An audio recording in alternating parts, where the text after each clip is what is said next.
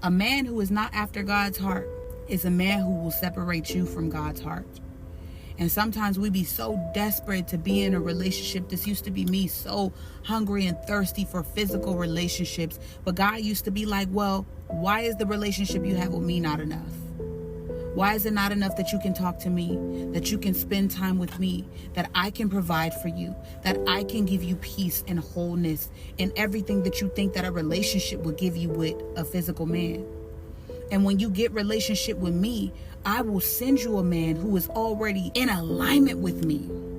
And if I don't send him yet, that doesn't mean that I can't still feel you in all those places where you think you are empty. This is why all the times where I've dated a man outside of the will of God, whose heart was not after God himself, it turned my relationship away from God. Because if woman reflects the glory of man and man reflects the glory of Christ, but the man doesn't have his head in Christ, all he's going to do is turn my head away from Christ, my eyes, my heart away from Christ.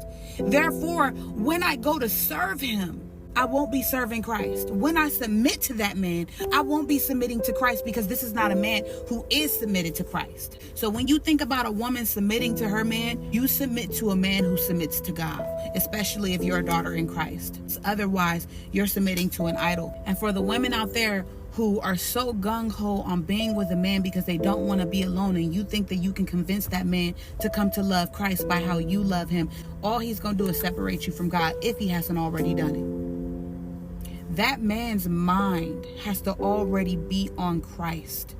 Christ has to already be his head before he can be your head.